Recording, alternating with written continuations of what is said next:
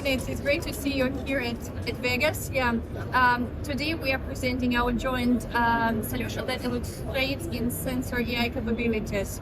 In our case, we embedded our ultra-small neural network directly into your programmable sensor. Could you please show us this sensor?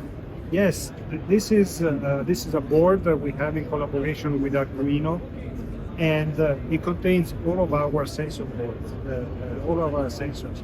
So for the IMU, the accelerometer, the gyro, the magnetometer, the pressure sensor, the environmental sensor, and our processor that runs human AI's inference engine. It is an extremely small board. It's very low power, just like our sensors, and it suits very well a number of applications. And if I say correctly, the sensor it's like this square, right? Yes, these are the sensors. There's also, of course, Bluetooth connectivity, Yeah. and also USB. But fundamentally, this is a drop-in board that can be placed in any application for rapid prototyping or even small-scale production. Yeah, great. Yeah, it looks like a lot of developers now can create energy-efficient devices. Yeah, but could you explain us why it should be more energy efficient?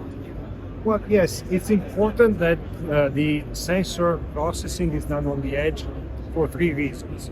One is to make sure that the latency between when the data is collected and when it's processed is as short as possible. The second is to reduce the amount of data that you transmit, right? Because if the processing is done locally, you don't have to transmit it. And the third is for the privacy. Right? If the data stays here, if the data is processed here, it stays here. Right? It stays, and you only transmit the kind of information. So you do transmit less data and more information. All this together reduces the power consumption. Interesting.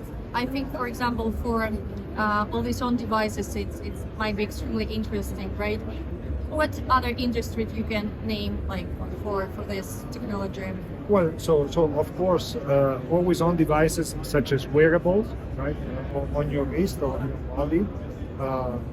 Industrial applications, suppose that you put this device over a piece of machinery, right, and you're doing its navigation. You want to predict when it's time to maintain it.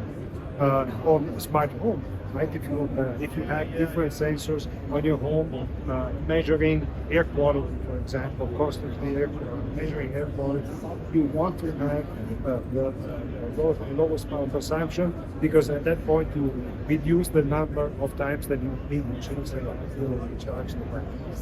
Yeah, thank you very much for introducing this promising technology, and we invite you guys to visit our booth. We will show you real-time demo and we will talk about in sensor AI capabilities. Thank you. Thank you.